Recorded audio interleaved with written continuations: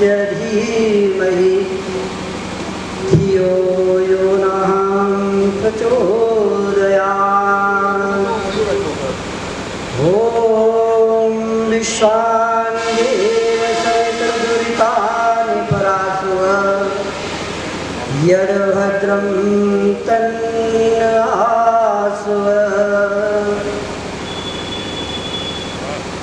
मंच पर उपस्थित हमारे पूज्य संतगण और मंच पर ही उपस्थित हमारे आदरणीय विद्वतगण, विभिन्न आर्य समाजों के अध्यक्ष, महासचिव और मेरे साथ भी जिला चंबा से आर्य समाज मंदिर चंबा से आए हुए प्रधान, अन्य महासचिव आदि, और मंच की शोभा को बढ़ा रहे हमारे पूज्य संतगण, मातृशक्ति और प्यारे बच्चों, मैं चतर सिंह सूर्यवंशी अगर आज इस मंच पर हूँ तो उसका सारा श्रेय स्वामी पूज्य सर्वानंद जी और हमारे जिला चंबा में जिन्होंने बागडोर संभाली थी चंबा मठ की, वो पूज्य स्वामी सुमेधानंद जी महाराज। अगर मैं इस मंच पर हूँ तो सर्वप्रथम श्रेय जो है महर्षि दयानंद को ही जाता है।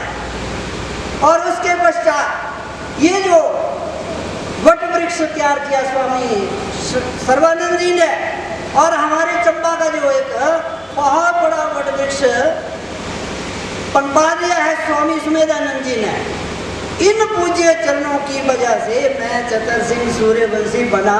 नहीं तो हिमाचल के एक छोटे से गांव में मुझे आज दिन तक कोई नहीं पहचान पाता, लेकिन इन पूज्य चरणों की वजह से अभी हमारे इस मठ के जो जैसे राजा इंद्र माना जाता है ना जी सृष्टि में, कि राजा इंद्र जी हुआ करते हैं, तो हमारे मठ की भी शान है, एक बलविंदर जी और एक यतेंद्र जी।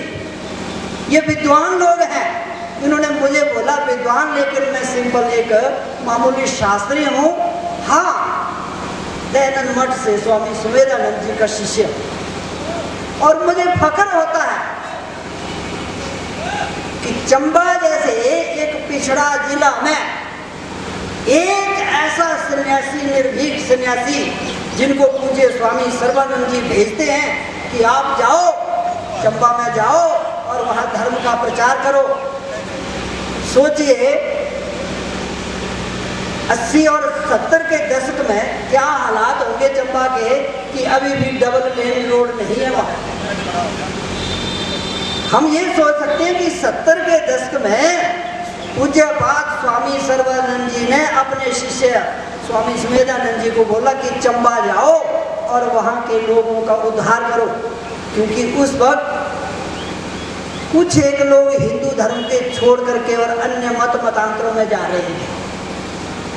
और पूज्य स्वामी सुमेधानंद जी ने वहाँ अपना एक ऐसा झंडा गाड़ दिया महर्षि दयानंद के शिष्य के रूप में कि आज उनके यहाँ तो हजारों निकले हैं दयानंद मठ चंबा से, ये अपने दीनानगर से, लेकिन दयानंद मठ चंबा से भी सैकड़ों ब्रह्मचारी शास्त्री, जिनमें से पहला श्रेय मुझे भी जाता है कि वहाँ का मैं पुराना स्नातक हूँ। 1984 से लेकर के 1988 तक मुझे वहाँ शिक्षा का अध्ययन करने का मौका मिला। और पूज्य चरणों को, और मैं आप सबको बता दूं, सुबह 4 बजे उठ करके गुरुकुल पद्धति से वैदिक मंत्रों का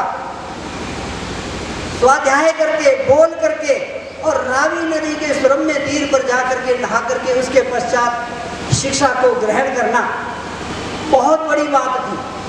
और आज मैं खुशकिस्मत हूँ कि उसी चंबा से सैकड़ों बच्चे जो हमारे सरकारी स्कूलों में लगभग 750 अध्यापक जिला चंबा में कार्यरत हैं, तो ये सारा श्रेय जाता है तो पूज्य स्वामी सर्वानंद जी।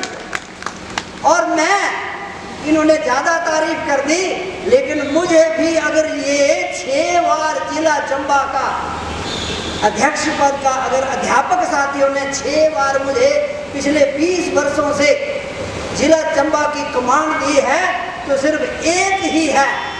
मैंने आज दिन तक किसी भी दफ्तर में जाकर के ना तो किसी से चाय पी और ना किसी को चाय पिलाई। एक समय था जब टेलीफोन नहीं होता था तो हम जाकर के हाथ जोड़ देते थे कि हम पूज्य स्वामी सुमेधानंद जी के शिष्य हैं, शास्त्री हैं, बीड़ी, सिगरेट, मीट, अंडा, शराब इन सब चीजों से दूर हैं, और विद्यालयों में जाकर के बच्चों को एक ही शिक्षा देते हैं कि हमारा समाज कैसा होना चाहिए। जो कभी आज से हजारों करोड़ों वर्ष पूर्व मनु महाराज जी ने कहा था, एतत् देश प्रसूतस्य सकाशात् जन्मनः स्वम स्वम चरित्रं शिक्षेरन् पृथिव्यां सर्वमानवः। हम लोग क्या करते हैं, एक दूसरे को उपदेश देते हैं, बोलते हैं आपका बच्चा अच्छा होना चाहिए, आपका बेटा कैसा सुसंस्कृत होना चाहिए। हम लोग दूसरों में अपनी गलतियां देखते हैं, इसमें कौन सी गलती है, इनमें कौन सी, पूज्य संतगण बैठे हैं इनमें कौन सी गलती है। नहीं, मनु महाराज ने कहा था एतत् देश प्रसूतस्य, इस देश में जन्मे सका साथ अग्र जन्मनः, जिन्होंने जन्म लिया हुआ है वो कैसे हो, निर्व्यसनी हो, कैसे हो, संस्कारवान हो। एतत् देश प्रसूतस्य, ये था राम राज्य। मनु महाराज का ये राज्य था कि उस वक्त चारों वेदों का स्वाध्याय हुआ करता था गुरुकुलों में। उस वक्त 6 दर्शनों को पढ़ाया जाता था गुरुकुलों में। उस वक्त हमारी जितनी 111 उपनिषदें जो प्रमाणिक हैं और 100 कुछ 8 उपनिषदों के बारे में कहा जाता है, ये शिक्षा दी जाती थी गुरुकुलों में। लेकिन ये हमारे देश का दुर्भाग्य समझे, इसी भारतवर्ष में ये शिक्षाएं दी जाती थी, लेकिन उसके पश्चात क्या हुआ, पतन होता गया।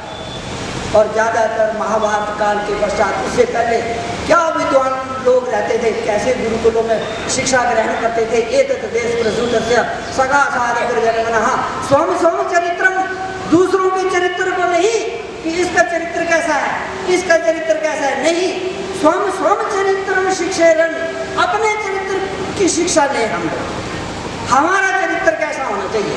भगवान रामचंद्र जी, उनका चरित्र कैसा था, भगवान का दर्जा दिया, मर्यादा पुरुषोत्तम श्री रामचंद्र जी, योगेश्वर श्री कृष्ण जी, चरित्र था उनका।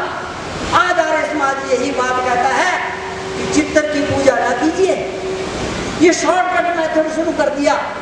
कुछ एक, सभी नहीं बोलता, कुछ एक पंडितों ने एक चलने का और अपना धन कमाने का एक शॉर्टकट सिस्टम शुरू कर दिया कि वहाँ चित्र लगा दो, पूजा कर लो और अर्निंग का साधन कर लो। लेकिन एक आर्य समाज एक ऐसा मंच है जो कहता है कि चित्र की नहीं, चरित्र की पूजा कीजिए। भगवान श्री रामचंद्र का चरित्र कैसा है, हमें उनके बराबर हम नहीं बन सकते हैं, लेकिन उनके चरणों की धूल जरूर बन सकते। और वो कैसे, जब हम लोग वेदों का स्वाध्याय करेंगे, जब हम लोग उपनिषदों का स्वाध्याय करेंगे तब। और सबसे बड़ी बात, पतन का कारण यही हुआ कि हम लोगों ने अपने वैदिक धर्म को, अपने वेदों को पढ़ना, उसका स्वाध्याय करना छोड़ दिया और दूसरों से हम लोग अपेक्षाएं करने लगे कि ये मत, ये संप्रदाय, ये मजहब, ये क्या करता है। हमारे अंदर प्रगाढ़ 4 वेद महर्षि दयानंद ने जिनका भाष्य किया, और सबसे पवित्र ग्रंथ हमें सत्यार्थ प्रकाश, सत्य के अर्थ का प्रकाश करने का एक ऐसा धार्मिक ग्रंथ दे दिया, एक ऐसा पवित्र ग्रंथ हमारी सेवा में कर दिया कि जाओ अरे लोगों उठो और दुनिया में प्रचार कीजिए। किस चीज का, सत्यार्थ प्रकाश का। और माननीय, मैं आपसे एक ही प्रार्थना करूंगा, हम लोग किसी के घर को सुधारने की ना कहें, हम लोग किसी समाज को सुधारने की बात ना करें, सिर्फ हम अपने परिवार को सुधारने की बात करें। मैं छोटी सी बात बोलूंगा, मैं स्वामी सुमेधानंद का शिष्य हूँ जी, गर्व के साथ कहता हूँ।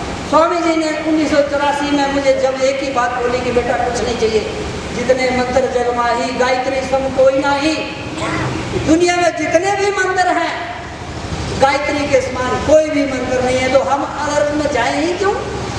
सिर्फ गायत्री मंत्र का जाप करें, अपने परिवार बच्चों में गायत्री मंत्र को बोले, सुधार हो जाएगा, दुनिया सुधर, हम सुधरेंगे। एक भजन बनाया हुआ है, आओ मिलकर विचार करें, पहले हम आप सुधरे फिर जग का सुधार करें। लेकिन कई बार हम क्या कर रहे हैं कि जग का सुधार करने के लिए नहीं करते, नहीं, पहले हमें अपना सुधार करना होगा। मैं एक ऐसे परिवार में जन्मा बच्चा था, देखिए 1983 में 10वीं पास आउट हुआ, मुझे कोई पता नहीं था, मैं पौराणिक विचारधारा में जन्मा हुआ बच्चा। 10वीं के बाद मुझे कुछ भी पता नहीं था कि वेद नाम की चीज क्या होती है। क्यों?